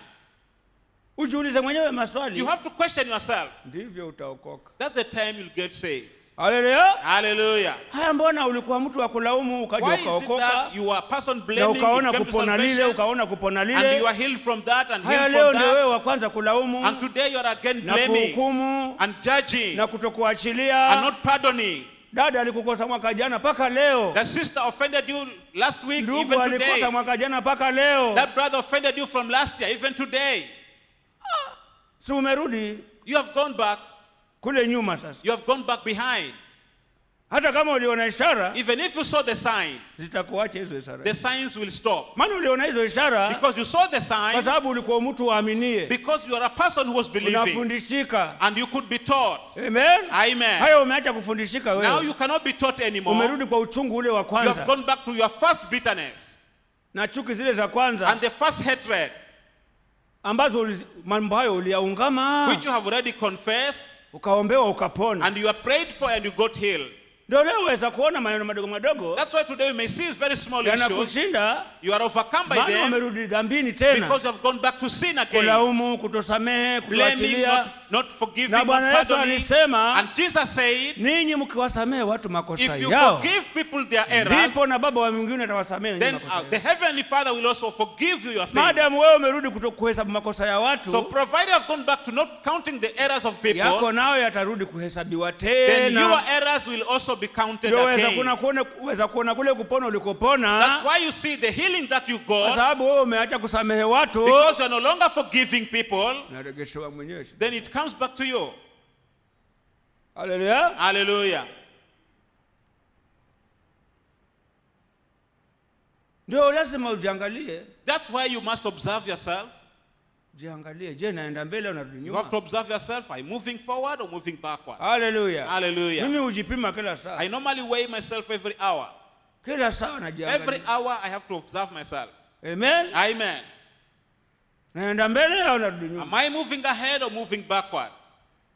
Na nilikuwa mtu wa mawazo hayo, leo narudi mawazo Because I hayo. was a person of this thought and this thought. Yule mjamaa wa zamani anabisha hodi tena. Then that old man is again knocking. Namwambia kuna wenyewe. Then I tell him, there are owners here, there are owners. Maana kinasema yeye hutoka alafu anarudi tena. Because it says he normally goes out and comes back Angalia kama kuna wenyewe au hawako. to see whether there are other people or Kuna there are mlinzi nobody. au hakuna mlinzi. Or there is an inheritor or there isn't an inheritor. Anakaa. Then he says, Anaita wenzake. then he calls his fellows. Njoni kukitupu hakuna Come here, this askari. place is empty. Maana ukikasirika Because when mpaka you are kesho. annoyed, you are getting annoyed. Umerudia wewe. Then you have gone Umeacha back. kuwa mwanafunzi. You have stopped being a disciple. Tusomee Mathayo 10. You read for us the book of Matthew 10, Mstari wa kwanza. verse 1.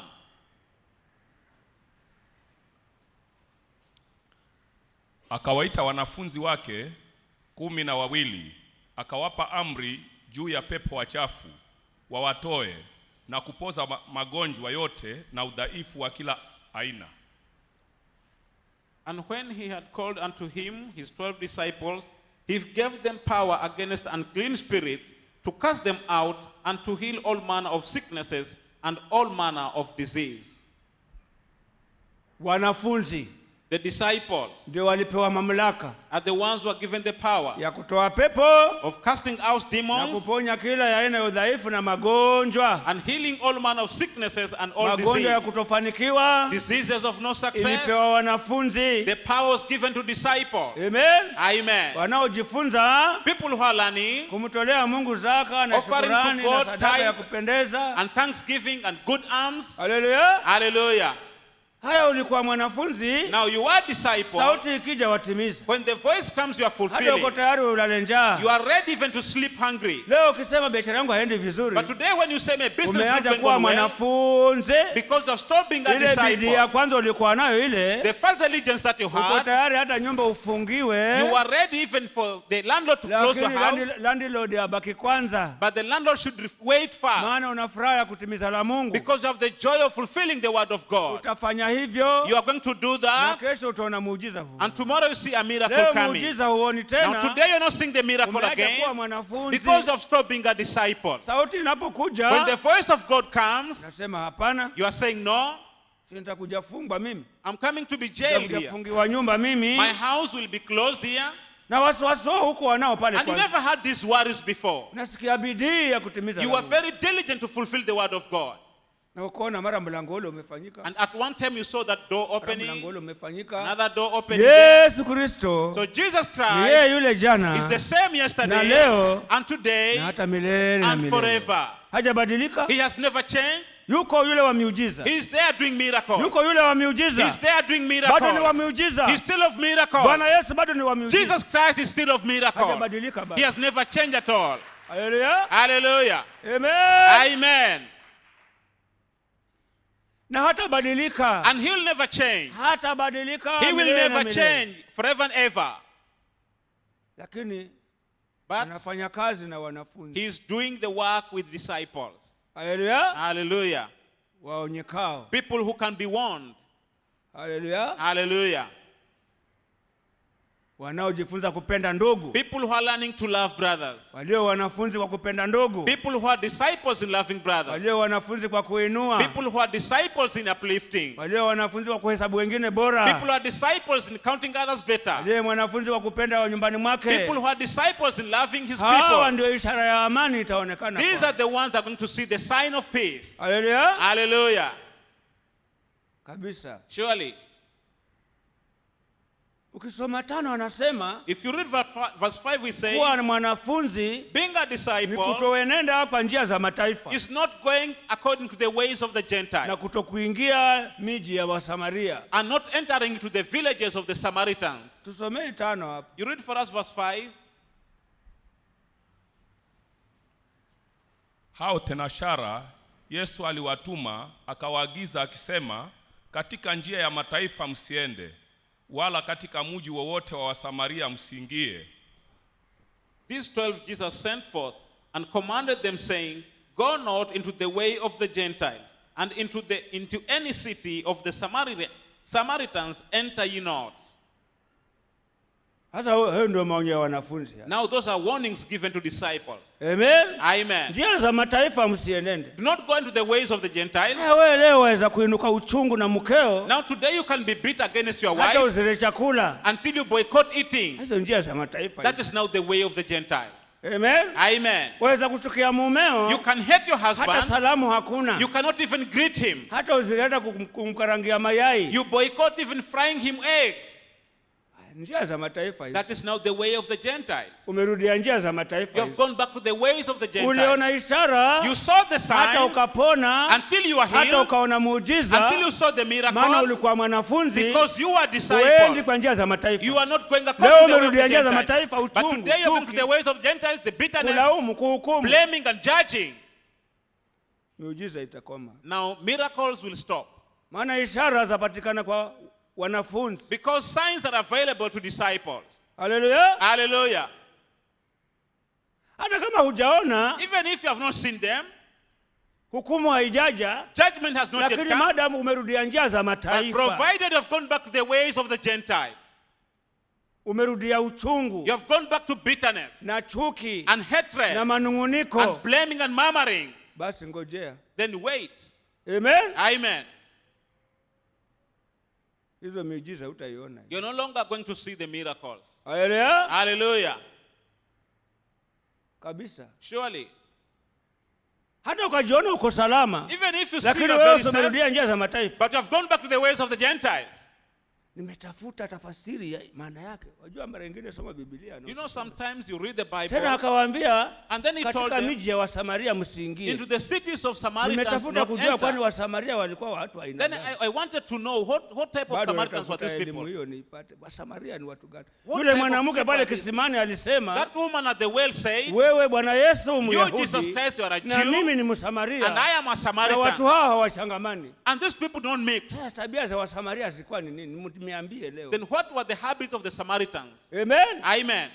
Haleluya. Hallelujah. Walikuwa hawachangamani kwa nini? They were why Hawa were they not Wasamaria mixing? walikuwa na tabia gani? What manner of habits do these Samaritans have? Hata Wayahudi Until the Jews, ambao ndio kabila ya Bwana Yesu who are now the tribe of anasema wewe ni Jesus, Myahudi, they are saying you are Na you mimi are ni a Jew, Msamaria. and I'm a Samaritan. tangu lini hao watu wachangamane? Then from when did these people Hata mix? unaniambia nikupe maji unywe, Until you are telling me to give na you wewe water ni to drink, Myahudi na mimi ni and you Msamaria. are a Jew and I'm a Samaritan. Na Bwana Yesu akawaambia, And Jesus said, ili haya mamlaka haya for all this power ninayowapa yadumu na ninyi, which I'm giving you to be ya permanent kufanya with you, miujiza. of performing miracles. Amen. Amen. Basi msiende kwa njia za Then mataifa, do not go according to the ways of the na Gentiles, miji ya Masamaria msikae and huko. into the cities of Samaritans do not enter. Wewe unaijua miji ya Wasamaria? Do you know the cities of Samaritans? Kesho naomba unifundishe na mimi nijue. I want you to teach me tomorrow. Walikuwa wakikaa pamoja Wasamaria wanaongea nini? What were these Samaritans talking when they stayed together? Amen. Amen. Wengine wasengenyaji, watu wa Maybe there are people who kulaumu, are backbiting and blaming, watu wasiosamehe wengine, people who labda. don't forgive others. Amen. Amen. Watu wasiopokea mtu. People are never receiving anybody. Basi. Okay.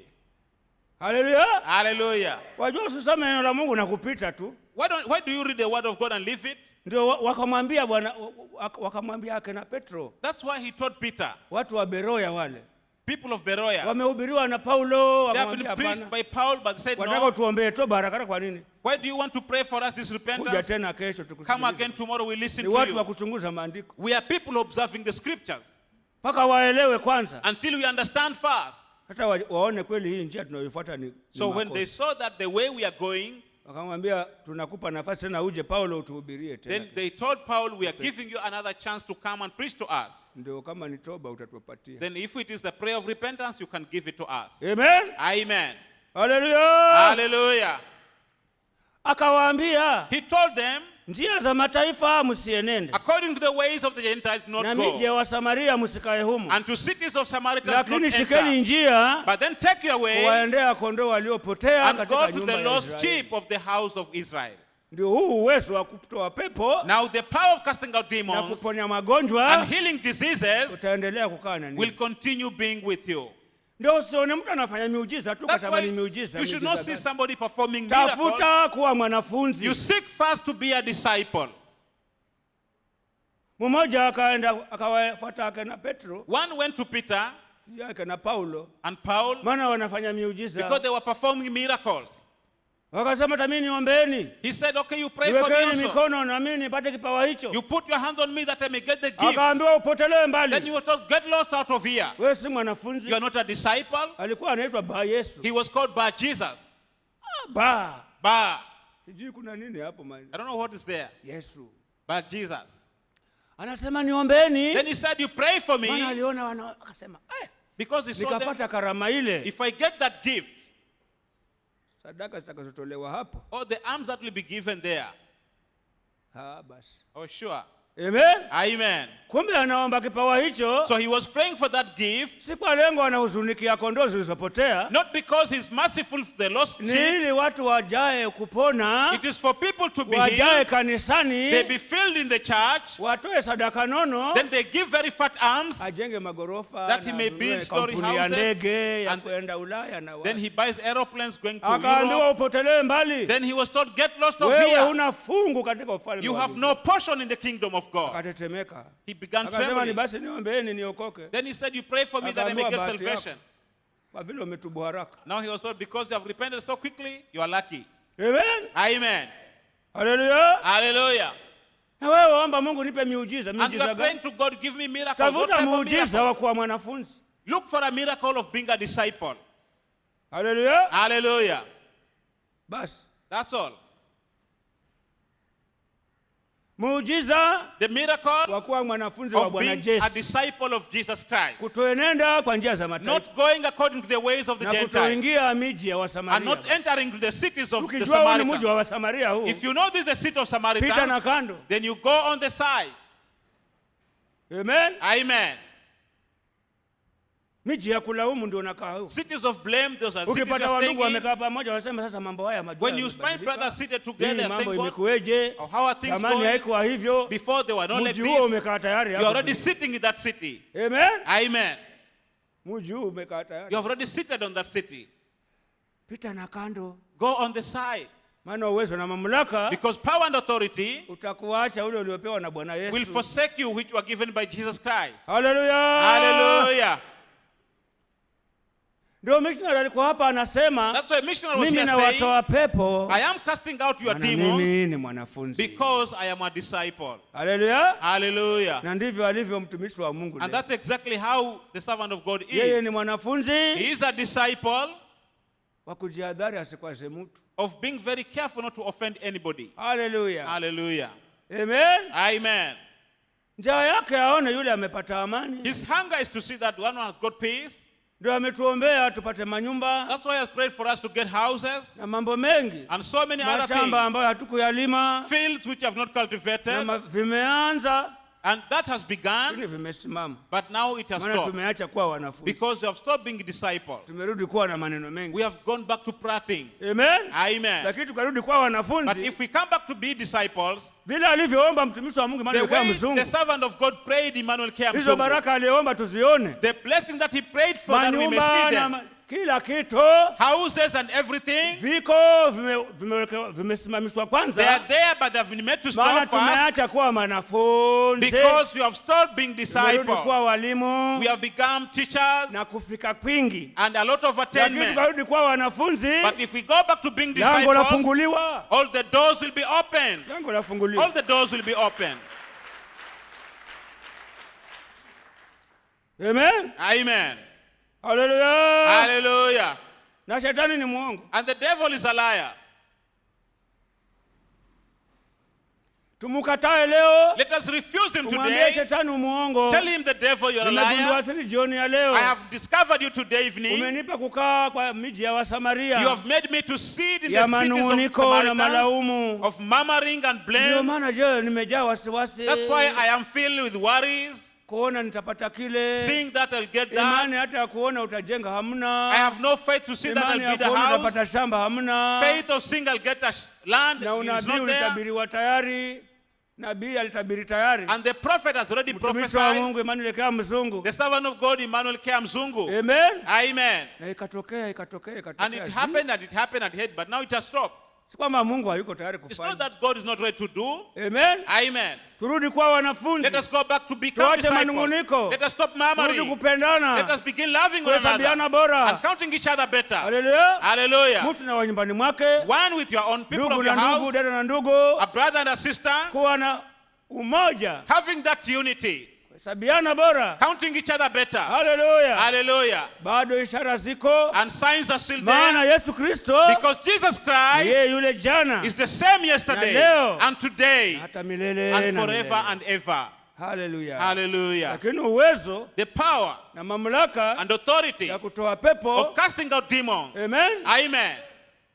Wewe ukilala waota miujiza. Ni When you sawa. sleep, you are dreaming of miracles. That's Miujiza okay. iko. Miracles are there. Tafuta kuwa But mwanafunzi. seek first to be a Angawa disciple. uweze kupokea ndugu yako huyu. At least you are able to receive Angawa a uweze brother. kuhesabu mwenzako bora At least you huyu. are able to count a Angawa brother uweze better. kusikiliza dada mwenzako. At least you are able to listen to a Angawa fellow uweze sister. kusikiliza ndugu mwenzako. At least you are able to listen to a fellow Na brother. uende kwa hilo. And go according to that word. Haleluya. Hallelujah. Amen. Amen. Tusomee tumalize. You read for us that we went up. Nabii alikwisha kutabiri. The prophet has already prophesied. Tumishi wa Mungu Emmanuel Kea Mzungu. The Tangu servant of Kitale. God, Emmanuel Kea Mzungu Utakuwa from na Kitale. manyumba ambayo mkayajenga You'll nini? have houses you have not Na built. mashamba. You'll have land. Amen. Amen. Haleluya. Hallelujah. Kama gari. And cars and Yote vehicles. viko ni All vyetu. those things are there. Haleluya. Hallelujah. Lakini vinapewa wanafunzi. But they are given to disciples. Haleluya. Hallelujah. Si wenye kunungunika No people are murmuring na kulaumu. and blaming. Haleluya. Hallelujah. Na kutopendana And not loving one another. na kutohesabiana And bora. not counting each other Hiyo ni better. miji wa Samaria. Those are the cities of Toka miji Samaritans. hiyo. Get out of those cities. Haleluya. Hallelujah. Oh, kumbe ni wenye kunungunika ndio. Oh, miji we wa are people who are Samaria. murmuring. That's why Hata mimi nimejifunza leo. I have also learned today. Haleluya. Hallelujah. Sijui wa Samaria. Amen. Tusome. Amen. You read for us. Hao tenashara Yesu aliwatuma akawaagiza akisema, katika njia ya mataifa msiende, wala katika mji wowote wa Wasamaria msiingie. These 12 Jesus sent forth and commanded them, saying, Go not into the way of the Gentiles, and into the city of Samaritans enter ye not. Some hapo moja pia. Verse 1. Akawaita wanafunzi wake 12, akawapa amri juu ya pepo wachafu wawatoe, na kupoza magonjwa yote na udhaifu wa kila aina. Alafu 5 anasemaje? Kuunganisha hapo. Hao tenashara Yesu aliwatuma akawaagiza akisema, katika mji wa mataifa msiende, katika njia ya mataifa msiende, wala katika mji wowote wa Wasamaria msiingie. And when he had called unto him his 12 disciples, he gave them power against unclean spirits, to cast them out, and to heal all manner of sicknesses and all manner of disease. These 12 Jesus sent forth and commanded them, saying, Go not into the way of the Gentiles, and into the city of Samaritans enter ye not. Haleluya. Hallelujah. Yote hapo makanisani humu. So in these churches, Tapata ndugu analia, you get brothers crying, njia zangu hazifanikiwi tena. my ways are no longer Kazi successful, zangu si nzuri tena. my ways are not good Huyo again. ameacha kuwa Oh, mwanafunzi. this one has stopped being a disciple. Amerudi kukaa miji ya He Samaria. has gone back to stay in the Manunguniko. cities of Gentiles, of Samaritans, murmuring. Amen. Amen. Amerudi kuhesabu. He has begun Tangu counting nitoe zaka mbona kazi zangu hazisimami? from the time I began Tangu giving nibarikiwa tithe, ndugu mbona ndio sioni? from the mema? time I began blessing brothers. Why am I not seeing this? Haleluya. Hallelujah. Wamefika. They have attained. Wamefika. You have attained. Lakini Wayahudi, But then the Jews, amen, amen. hata wamefanya kitu hajioni wamefanya kitu. Even if they have done anything, they don't see they have done, Ndio haven't yule done mwanamke anything. akasema, That's why the woman was saying, Samaria, Samaria, wewe ni Myahudi, and you are a Jew. hatuchangamani. We don't mix. Wanaambia nikupe maji kivipi? Then how are you telling me to give you water? Kaambiwa we, Then she was told, you, ukasikiliza Myahudi, if you listen to the Jew anakuambia nipe maji ninywe. and telling you to give him water to Atakupa drink, maji he will give you water, ambayo wewe ukianywa hayo which when you drink, utasikia kiu tena. You'll never be thirsty again. Yakobo baba yetu But Jacob, our father, alikunywa maji ya kisima hiki. drank the water from this well. Yakobo baba yetu Jacob, our father, alikunywa maji haya, he drew this yeye na water wanawe, together with his children hata akaenda mbele za Mungu. until he went before God. Lakini wewe wasema But then you are saying, una maji ambayo nikinywa hayo you have water that which I sitakuja hapa drink. tena kuteka maji I hapa will never tena. come here again to draw this Hata mimi water, nipumzike mitungi ya maji. so that I get rest from drawing water from here. Na kweli imenichosha, And truly I'm hata tired. shingo yangu inauma. Even my neck is aching. Lakini kama una maji wewe, But if you have that ya kuwa water, mimi sitakuja hapa kuteka tena. that I will not come here again to draw water. Hajaelewa yeye, She had not understood. yuko mwilini yeye. She was in the flesh. Haya, nipe hayo maji. Okay, basi. give me that water. Kanitie mumeo. Go and call your husband. Hayo ndio maji hayo. Oh, that is the water. Nakuuliza, hayo I'm ndio asking maji. you. Is that the Nakwambia water? kanitie mumeo. I'm telling you, go and call your husband. Sina. I don't have. Akaambiwa huna kweli. Then she was Hata told, uliye truly naye you don't si have. wako. Even the one you have is not yours. Amen. Amen. Akawaza akasema, Yakobo tulikuwa naye kweli, Then she thought and said, truly we had lakini Jacob. unabii huu hakuwa nao. But then he never had this prophecy. Ilikuwa waweza piga makofi You would able to na uende clap kanisani kwa kina and Yakobo go to the church of na Jacob unafanya yako and you do your own things tena unakula meza ya and you Bwana are eating from the na yako sacrament unayafanya and you are doing your own na things Yakobo hata kuonya and Jacob will never warn wala hata you, kutabiria. never will he prophesize to you. Inaonekana huyu kulisemekana kutakuja nabii. But looks like we were told a prophet will come. Amen. Amen. Akaambiwa nabii, uliambiwa kuna kuja Then you were told that there's a prophet coming. ni mimi. Then it is me. Amen. Amen. Maana ameniambia maneno ambayo Yakobo niliishi naye. Yeah, because you're Na told nina me things mwenendo which I'm huu na living hakuna with, siku moja amenitabiria hata siku and I moja. have this man of life and there's nobody who has ever prophesied to me. Na mimi ni mongofu wa miaka yote. And I'm a saved man of many years. Haleluya. Hallelujah. Sema ilisemekana nabii atakuja. Then it was said the prophet will come. Haleluya. Hallelujah. Akasema niombee niokoke. Then she said, you pray for me to get Akaokoka. salvation. She got saved, Mama yule that woman, kwa kupokea Bwana Yesu. by receiving Jesus Kwa Christ. kukubali kuwa mwanafunzi. By agreeing to become a Akaacha disciple. kukaa katika miji ya She Wasamaria stopped staying in the cities ya of kuficha Samaria, dhambi zake. of hiding her sins. Wasamaria hawatubu dhambi zao. Samaritans do not confess their sins. Amen. Amen. Haleluya. Hallelujah. Wanakaa kanisani na kupiga makofi, They really want to clap the clapping, lakini wafanyayo but whatever they are doing ni kinyume na is yafundishwayo. very contrary to what is being Wakati taught. Yakobo haoni, Provided Jacob is not seeing. huyo akaokoka huyo. This one got saved of that. Akatoka miji hiyo, She came out of those cities. akaamini ya rohoni, She believed in the akakubali spiritual kuwa things. mwanafunzi She agreed to be a Uwezo disciple. ukaja. And the power came to her wa kuponya umalaya. of healing her from that prostitution. Amen. Amen. Haleluya. Hallelujah. Huu uwezo si kwamba ni wahubiri ndio wanapewa. So this power is not only given Utapata to uwezo wa preachers. kupata amani nyumbani mwako. You'll get the power of getting Maana peace in your umekubali kuwa house mwanafunzi. because they've agreed to be a disciple. Haleluya. Hallelujah. Amen. Amen. Kabisa. Surely.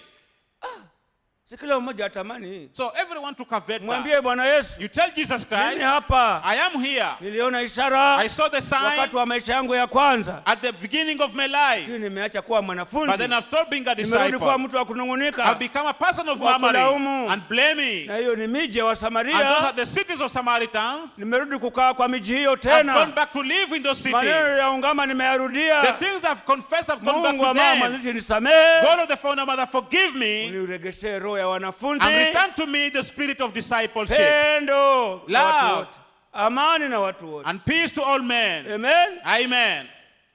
Ili nirudi So that I may go back kuona ishara to see the signs zile ulizoanza nami, which you began with. maana Yesu Kristo And because Jesus yeye Christ yule jana is the same yesterday leo, and today hata milele. and forever and ever. Haleluya. Hallelujah. Ulifika mahali ukafika So wewe you came to a point of ukasema, getting tangu the niokoke attainment. mbona sioni mema? Then you said from the time God said, what Hata happened to urudi the good kukaa thing? miji ya Wasamaria, Because you are living the ya cities of manunguniko, Samaritans, of murmuring. roho iliyotangulia ndani The spirit that came before ni you kujiona umefika. is the spirit of Mtu attainment. kama mimi, A person like me. mtu kama mimi, A person like me. nilale mahali kama To pale. sleep in such a place. Mtu kama mimi, A person like me. nile kinyonge vile. To eat an inferior Mtu kama food. mimi. A person like me. Nenewe maneno kama To haya, be spoken against like ya this. fedhea kama vile. A word of dismay like this. Ukaona chuki zimerudi, That's why you saw hatred coming uchungu back umerudi, and bitterness coming back maana ulifika. because you attained. Haleluya. Amen.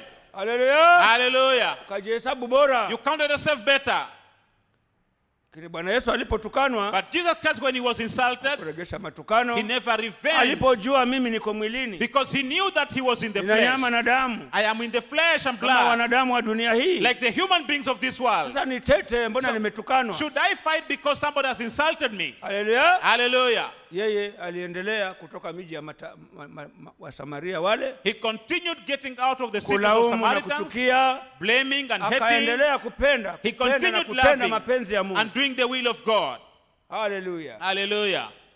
Kwa hivyo ndugu zangu So wapendwa, my beloved brothers, neno hili this word ni neno kubwa is a very great word. alilopewa mtumishi wake, It wasn't given the servant of God, mtumishi wetu Emmanuel Kea Mzungu. the servant of God, Emmanuel Kamzungu. Haleluya. Hallelujah. Roho hakumpa bure. The Spirit did not give him in Makanisani vain. watu wameacha kuwa wanafunzi. In churches, people have stopped being Leo ni disciples. vilio tu na hofu na wasiwasi. People are crying and they have worries. Warudi kwa wanafunzi. Let them go back to become disciples Watoke miji ya and come out Samaria. from the cities of Samaritans. Amen. Amen. Uongo, Lies, mizaha, jokes, kulaumu, blaming, manunguniko, murmuring. watoke huko. Let them come out of Waliona those cities. ishara They saw the signs kwa kupendana, by loving each other. kwa kuonyeka, When they could be kwa warned kutumikia Mungu. and serving God. Watoke miji hiyo Let them come out of those cities inayopinga hayo, which are opposing these things, wajaliwe kuwa wanafunzi. that they are able to become disciples. Yesu Kristo Jesus Christ ataendelea kufanya will miujiza, continue performing the maana miracles yuko ndani ya mtumishi wake. because he is inside his Na Yesu servant. ni yeye yule jana And Jesus is the same na yesterday leo, and today na hata milele na milele na and forever and ever and milele. ever. Haleluya. Hallelujah. Hajatuacha He has bado. never forsaken us. Na waomba tusimame. Let us all stand up. Yesu Kristo Jesus Christ yeye yule jana is the same na yesterday leo, and today na milele and forever na milele. and ever. Yeye ni wa kuponya, He is a ni wa king of kubariki, healing and he can ni wa bless kutia amani manyumbani, and is putting peace in ni the wa kutupa house haja za mioyo yetu. and gives us our heart desires. Hajabadilika. He has never changed.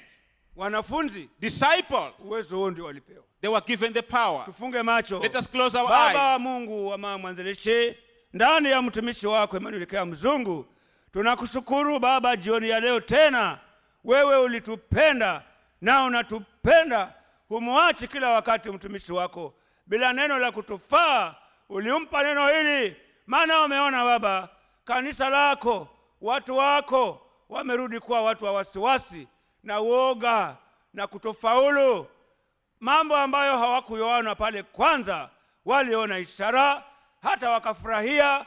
Wewe ni Mungu wa kuokoa. Leo wasiwasi umeingia, kutofaulu kumeingia, wameacha kuwa wanafunzi. Walifika mahali wakajiona wamefika, wakajaa kunungunika. Semee watu wako, ukawajalie Baba roho ya wanafunzi, ukawaponye ile roho ya kujidhani wamefika. Watoke kwa miji ya Wasamaria, ya uongo, ya manunguniko. Baba, wawe kuwa wanafunzi. Roho ya wanafunzi irudi mioyoni mwa watu wako kokote kule kuliko na mwenye kukuamini wewe, maana wewe Kristo ni yule jana na leo na hata milele. Hujabadilika bado. Uwezo unawapa wanafunzi, uwezo wa baraka unawapa wanafunzi wanaojifunza kutumikia wewe. Uwezo wa kupona unakuja kwa wanafunzi walio na toba, wenye kuachilia, wasio na kisasi. Baba, asante kutimiza, kuumba ndani ya watu wako, wakubwa kwa wadogo, kuwaponya roho ya kujidhani wamefika, kuwaponya kukaa miji ya Wasamaria, kuwajalia Baba mioyoni mwao kuwa wanafunzi. Asante kutimiza, kutenda. Hebu ndugu mpendwa, My beloved brother, nafasi ni yako. you have an opportunity Ukipenda, if you want it. maana ni ukipenda. Because it is until you want. Yesu alikuja Jesus came kuokoa wenye haja. to save those who want. Ni upende, You have to want. ni utake, You have to want. maana watakao Because whosoever wants ndio walipewa uwezo. were the ones who were given the power. Wanafunzi Disciples walitaka who wanted kufuata Bwana to Yesu, follow Jesus Christ, wakaacha vyao, they forsook their own kuvua things, samaki, fishing. wakaenda, They went to him. wakataka. They wanted. Mungu akawatumia And God used them wakakubali They agreed kutoka miji ya Masamaria. to come out of the cities of Bwana Samaria. Yesu anapaa kwenda mbinguni, Jesus was ascending to akawaweka heaven. mahali pamoja, He put them at one place. akawaambia msikae miji ya Samaria, And he told them, do not be in the city of akawaambia Samaria. kaeni humo mji wa Yerusalemu, Then he said, dwell in the city of si kule Jerusalem, kwa Wasamaria kule, not in the Samaritan kwa cities, manunguniko where murmuring na is malaumu. and blaming is. Kaeni mji wa Yerusalemu, Stay in the city of Jerusalem Galilaya huko, and Galilee mpaka nitakapowavika Roho Mtakatifu. until you are crowned with the Holy Spirit. Wakakaa humo, So they stayed there. hawakutoka, They never went out. wakajikuta wanaongea kwa lugha. They found themselves speaking in tongues. Uwezo umeshuka. The power had now come to them. Zile miji ya Wasamaria Not in the cities of ya Samaritans, manunguniko of murmuring na malaumu. and blaming. Jamani, siku hizi Or these mambo days, si kama zamani. things are not the same. Hiyo ni miji ya Masamaria hiyo Those are toka. the cities of Samaritans. Hivyo waacha kuwa mwanafunzi. So that way you're forsake being a disciple. Wewe endelea kutenda haki. You continue doing what is right. Mungu si dhalimu asahau kazi ya mtu. God is not unjust to forget your Wewe works. timiza haki tu. You fulfill what is right. Mungu aliye juu, God who is up wewe there, ukitenda haki, when you do what is right, Mungu atafanya njia, God will make a way maana wewe ni mwanafunzi. because you are a Basi unapoenda disciple. kumwomba Bwana So when Yesu, you go to pray to Jesus, mwambie Bwana you Yesu, tell Jesus, wewe ni yule jana leo you are the hata same yesterday, today, and forever. Nilianza vizuri I began very kwa well furaha nyingi with a lot of na joy imani and a kubwa. lot of faith, Leo nimejaa but wasiwasi, today I'm filled with sioni worries. kufaulu, I'm not seeing success maana nimeacha kuwa mwanafunzi. because I'm no longer a disciple. Nilifika mahali nikafika, I came to a point and received the spirit of nikaacha attainment. kujifunza, I stopped learning. nikaacha kuuliza njia, I stopped asking nikaacha for the way, kuonyeka. and I could not be warned anymore. Unisamehe, Forgive me uniregeshe roho ya and wanafunzi, return to me the spirit of na uniumbie discipleship, roho ya and wanafunzi, create to me the spirit of discipleship, uniponye roho ya kujidhani nimefika, and heal me from the spirit of uniumbie attainment, roho ya and wanafunzi, create in me the spirit of nisiende kwa discipleship, njia za that I mataifa, should not go according to wala the ways miji ya of the Gentiles Wasamaria, or in the cities of the uniwezeshe Samaritans. kutoka huko, Take me out of those cities maana uwezo unao Bwana because you Yesu have the power, Jesus Christ, wa kuniokoa mimi. to save me. Hebu hivyo tumefunga So macho, that we have closed our kila eyes, mmoja kwa kinywa chake. everyone by his own Wewe mouth. mwenyewe wajua ni mji gani wa Wasamaria You know in umekaa. which cities of the Samaritans you are in. Wajua mwenyewe You know that city. kama ni mji wa kuchukia If mumeo, it is the seat of hating your kama ni mji husband, wa kuchukia if mkeo, it is the seat of hating your kama wife, una ndugu hata leo if humsalimii, you have a brother you're not greeting unachuki today, naye, you are hating ndio him, uwezo wa uzima that's hamna, why the power of healing is not maana with uzima you, waja kwa wenye pendo. because healing comes to those who have love. Tunasema chuo, The Bible is saying tunatoka mautini, you are coming out of death tunaingia and uzimani, enter into maana life tunapenda ndugu. because we love brothers.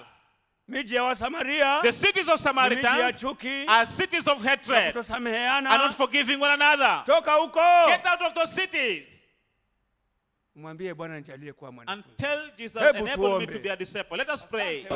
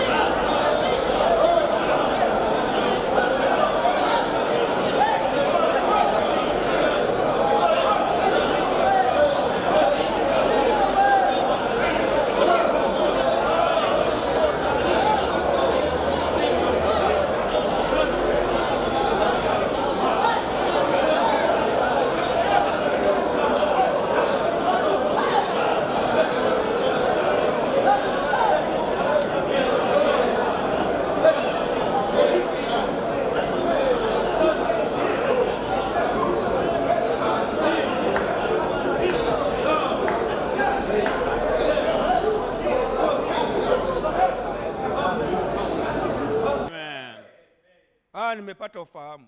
I've got the revelation now. Haya, huyu anasema ni Msamaria huyu. Oh, this one is saying he's a Na Samaritan. walikuwa na mwalimu mkubwa Yakobo. And they had a great teacher, Jacob. Anafanya dhambi humo kanisani. And she was committing that sin in the church. Amen. Amen. Wewe ni mkubwa kuliko baba yetu Yakobo. Are you more than our father Jacob? Mhubiri wetu mkubwa huyu. Our great preacher. Alikunywa maji haya na hata akaondoka. Leo na Who maji. drank this water until he departed? Alikuwa na mhubiri mkubwa Yakobo. You had the great preacher Jacob. Amen. Amen. Na afanyayo And what you are doing ni machafu. are very evil. Kumbe hao ndio wa Samaria. And these are the Samaritans. Amen. Amen. Wanapiga makofi. They are clapping. Hata wanaweza kuombea mtu toba, They can pray for your prayer of repentance. lakini ana mambo yake. But then you have your own affairs. Wa Samaria. These are Samaritans. Amen. Amen. Haijalishi kuna mwalimu mkubwa It doesn't wanamsikiliza. matter. There is a great teacher. They're listening. Yakobo. Jacob. Lakini hapa ukaja Bwana Yesu. But then here Jesus came. Amen. Amen. Kamwambia kweli ulikuwa na mwalimu mkubwa, He said, truly you had the great teacher, lakini but ulikuwa na watano you had 5 of them, na uliye naye si wako. and the one you have present is not Amejueje yours. huyu? Mambo ambayo nimeishi nayo na mhubiri wetu Yakobo, na hakuna siku aligundua siri hiyo. These are the things that I've lived with our preacher Jacob, and he never discovered this secret. Amen. Amen. Kumbe Wasamaria ni watu wa kujificha, wako So huko. Samaritans are people who are hiding Wanaweza themselves. kupiga makofi, lakini wamejaa uchungu na They waume can zao. clap, but they are filled with bitterness against baba their husband zao. and their fathers. Amen. Amen. Amen. Amen. Hii ndio miji ya Oh, these are the cities of Samaria. tutoke huko. Let us get out of them. Hallelujah. Hallelujah. Turudi kuwa wanafunzi wa Let Bwana. us come back and become disciples of Jesus Christ. Wanafunzi wa mtumishi wa Mungu Emmanuel Kiambu. Disciples of the servant of God, Emmanuel K. Mzungu. Amen. Amen. Funge macho. Close our eyes. Ndugu mmoja atufungie ibada kwa maombi. One brother to close the service with a word of prayer. Baba wa mbinguni, nakushukuru Mungu ambaye mwanzilishi katika mtumishi wako Bwana kwa jioni njema. Asante Bwana kwa ujumbe wa pekee ambao umemtumia mhubiri wako vya ajabu.